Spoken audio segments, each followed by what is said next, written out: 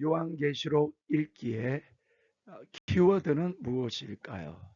요한계시록을 읽다 보면 키워드 역할을 하는 것이 있는데요. 그 키워드는 바로 세 가지입니다. 계시와 예언, 비밀입니다. 계시와 예언과 비밀, 이 세 개입니다. 이 요한계시록은 예수 그리스도에 대한 계시, 먼저 키워드 계시에 대해서 나누겠는데요. 요한계시록은 예수 그리스도에 대한 계시로 가득 차 있습니다. 그래서 요한계시록 읽기에 또한 연구의 중심은 예수 그리스도에 대한 것이고, 그 계시의 빛 안에서 교회가 보이는 거죠. 그 다음에 그 안에서 나의 신앙생활 보이는 거죠. 자, 그래서 요한계시록에서 예수 그리스도는 1장에 보면 일곱 등잔대사에 다니시는 대제사장이시며, 등잔대로 다니시는 대제사장, 히브리서에서는 그분이 죽고 부활하셔서 영원한 대제사장으로 하늘로 들어가시고 우리를 위하여 간구하는 분이다, 이렇게 말씀하십니다. 인을 때에 합당한 어린 양이시며 성도들의 피를 신은에 주시는 분이시며 피 묻은 옷을 입고 백마를 타고 오시는 분이시며 어린 양의 아내인 새 예루살렘을 맞이하는 누구냐? 신랑입니다. 신랑. 그러니까 이것에 대해서, 그래서 짐승 통치의 순교 상황에 있더라도 이 예수 그리스도로 인해서 믿음을 지키고 순교할 수 있도록 예수 그리스도에 대한 계시가 더 광명한 거죠. 그리고 이 세상에 어떤 인간을 그리스도라고 하는데 속지 않고 예수 그리스도의 이 계시의 빛 앞에서 이 계시가 분명할 때 신앙생활이 우리의 갈 길을 갈 수 있는 거예요. 그러므로 계시는 열어서 알게 하는 거예요. 성경의 계시의 단어의 이 용어는 사실은 이 덮여 있는 것을 이 천을 걷어 제끼면 그 안에 보자기 안에 있는 것이 뭔지 알 수 있듯이 계시는 열어서 보여주는 겁니다. 자, 예수님이 구약 성경에서 예언된 분으로 이 땅에 오셔서 구속주로서 죽으시고 부활한 것이 계시되었잖아요. 이제 그 예수님이 요한계시록에서는 그분의 완전한 모습이 계시됩니다. 자, 이 땅에 오셨을 때도 예수님이 그리스도시요 살아계신 하나님의 아들이라고 하는 것은 하나님 아버지 원하는 자 외에 베드로 같은 사람에는 몰랐어요. 예수님 앞에 와서 복음의 말씀을 듣는 그 유대 땅에 있던 그런 사람들, 갈급했던 사람들 외에는 제사장들은 제가 하나님 아들이라고 죽여버려야 된다 이렇게 말했으니까요. 자, 이제 요한계시록에서 그분의 온전한 모습이 계시되어 있습니다. 죽으시고 부활하셔서 하늘에 계신 그분, 일곱 등잔대사에 다니시고 인을 떼시고 백마 타고 오시는 그분이 계시되어 있죠. 그래서 요한계시록에는 먼저 예수 그리스도에 대한 계시를 통하여 신자들이 평안을 얻도록 하고 믿음의 담대함을 가지게 합니다. 자, 그 다음에 예언의 말씀이라는 것은 예언의 말씀인데, 예언의 말씀이라는 것은 속히 이루어질 일에 대한 거죠. 자, 이것은 제가 이 예언은 그 다음에 나팔, 이 요한계시록 이 메시지를 하면서 계속 반복적으로 하는 것을 완전히 통달하도록 하기 위한 겁니다. 반복하는 것은. 그러면 신천지 같은 이단들이 접해도요 아주 대적할 수가 있습니다. 말씀의 칼을 나중입니다. 자, 그와 함께 예언의 말씀이라는 것은 속히 이루어질 것에 대한 것인데요. 이루어지는 것은 큰 그림은요. 하나님의 나라가 이 땅에 임하고 악의 세력들을 심판하는 하나님의 위엄 이겁니다. 이게 다니엘이 본 그 신상과 마지막 때의 그것도 다니엘이 본 것도 결국은 인자 같으신 분이 그 신상을 깨뜨리고 성도가 다스리는 그 나라 만들어지는 걸 봤거든요. 자, 이 땅에 주님의 나라가 임하고 악의 세력들 심판한 위엄 이거요.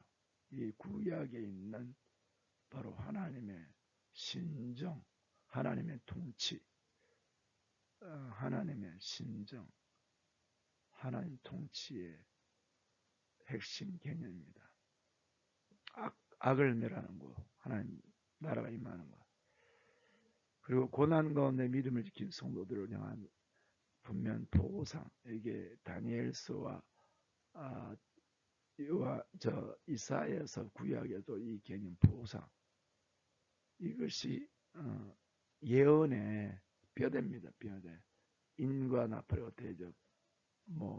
이제 인에 대한 말씀을 하면서 인에 다루고 있고 나팔과 하겠습니다만 그보다도 이 인과 나팔 대접의 예언의 말씀의 핵심 뼈대는 바로 악을 심판하고 믿음을 지킨 성도들에 대한 보상 이 말씀이죠. 자, 예언의 말씀을 통하여 환난 가운데 믿음을 지켜야 합니다. 여러 가지 어려운 상황을 이기는 자가 되게 하며 주님의 부르심에 합당하여 주님과 함께 영광에 참여하는 자가 되도록 하는 유익을 주는 말씀입니다. 예, 구약의 예언의 말씀은 하나님을 떠난 백성의 죄를 드러내어 회개하는 게 구약의 예언의 말씀, 예언서의 예언자들의 역할이었죠. 하나님의 백성 하나님께로 돌아가게 회개케 하는 게. 자, 그런데 요한계시록이 예언의 말씀으로서 요한계시록 예언의 역할은요. 성도를 깨어나게 하는 거예요. 준비하게 하고요. 믿음의 싸움을 싸우게 하는 거예요. 그리스도의 신부로 단장, 신부 단장 하도록 하는 그와 같은 말씀입니다.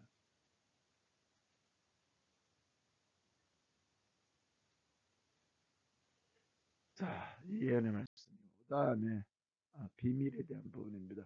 물론 요한계시록의 계시에 대해서 이제 분명하게 계시가 뭘 말하나 잡히고 계시는 사실은 좀 더 넓게는 예언과 비밀을 다 아울릴 수도 있습니다만 저는 이 계시는 예수 그리스도께 초점을 둬야 된다는 부분을 말씀드렸고요. 예언과 그 다음에 장차되어질 일들에 대한 것과 이 비밀은 좀 더 세부적으로 나눠질 수가 있습니다.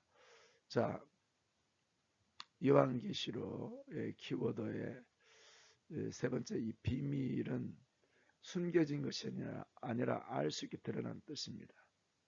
계시가 드러났다는 것처럼 비밀은 숨겨진 것이 아니라 알 수 있게 드러난 좀 더 비밀보다는 이게 미스테리, 신비.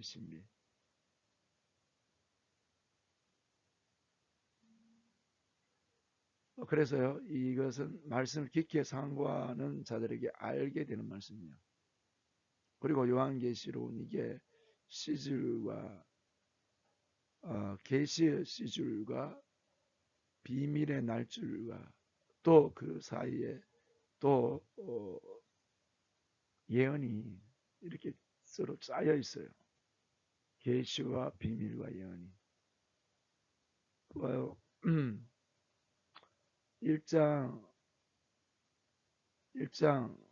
그다음에 1장, 2장, 3장, 4장, 5장, 6장까지만 봐도 말입니다. 6장은 예언, 4, 5장은 계시입니다. 그 다음 2, 3장은 일곱 금등자인 교회에 관련되니까 사실은 비밀에 관련된 거죠. 그 다음에 1장은 예수 그리스도 계시, 그러니까 계시 비밀 예언이 시주가 날줄로 짜여져 있어요. 그리고 요한계시록에서 특별히 말한 대표적인 비밀은 세 가지예요. 일곱 별과 등잔대, 이거는 이제 교회에 관련된 겁니다. 교회에 관련된 거 비밀이 교회 일곱 별과 등잔대 1장에 말하고 있죠. 계시록 1장에 또 바벨론의 비밀, 짐승의 비밀 이렇게 돼 있어요. 자, 교회에 이것이 비밀인 것은 이제 교회에 대한 메시지를 따로 나눌 텐데 나중에요. 여기 보면 그 일곱 등잔대로 말하고 있잖아요. 등잔대로 말하고 있는데 이 교회가 뭐예요?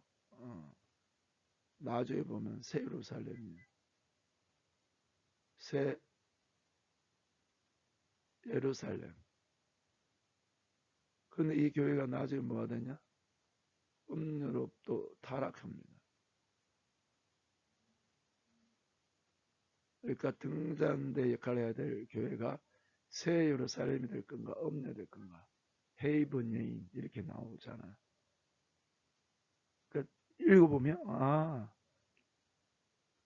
깊게 읽으면 말씀 깊게 상고하면 그래서 이것을 신비면서 비밀이면 신비구나 이러죠. 바벨론에 대한 부분도 큰 맥락을 알고 있어야 되는데 이 바벨론은 이 음료인데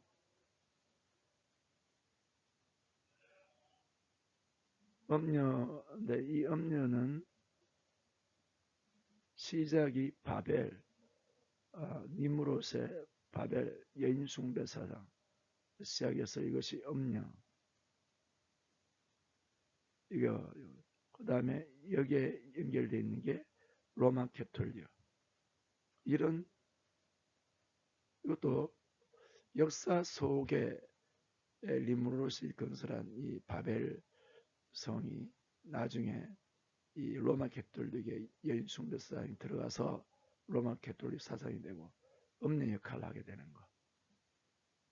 믿음의 사람들을 죽여버리는 일을 하게 되는 이게 비밀이면서 신비하죠. 짐승, 예. 또 짐승은 이제 용이 일곱 머리 10뿔의 용이로 등장하는데 이 용이 이 짐승에게 고난을 줍니다. 이제 13장에는. 그러면 짐승이 7뿔에 열왕관을 쓰고 그 다음에 이 짐승은 또 그 이름이 한 사람 전 세계를 이제 통치해 경배받고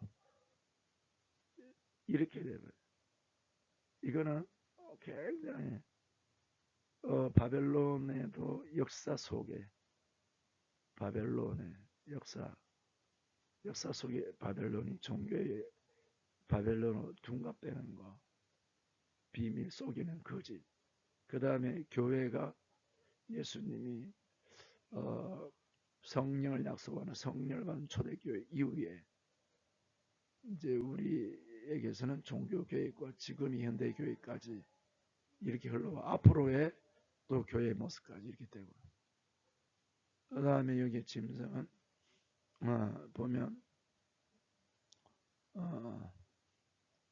과거에는 있었으나 지금은 없고 앞으로 있을 이렇게 되죠. 그래 짐승도 자 이처럼 요한계시록에는 이런 비밀, 신비한 것이 담겨 있습니다. 그래서 이거는 읽으면 이해가 되도록 돼 있어요. 저도 뭐 여기까지 말씀을 나눌 수 있게 된 것도 바로 이것입니다. 요한계시록을 교회에서 성도들 대상으로 가르치면서 일주일 단위로 읽고 책을 살피고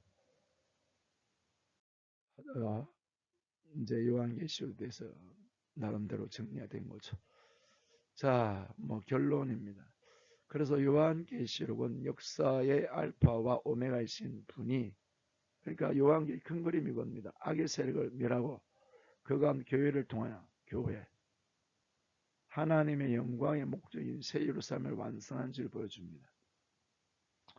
이 주제만 잡고 있어도 요한계시록을 읽는데 복이 있습니다. 이런 기본 개념의 근거에서 요한계시를 읽으면 예수님에 대해서 계시가 분명해지고 이 계시에서 예언과 앞으로 장래되어질 일들과 비밀을 깨닫게 돼요. 거의 이제 제가 거의 말씀 많이 나누었으니까요. 제 영상을 본 분들 따라올 수 있으라고 합니다. 그래서 주님께서 원하는 사람으로 준비될 수 있습니다. 그런 복이 있기를 축원합니다. 감사합니다.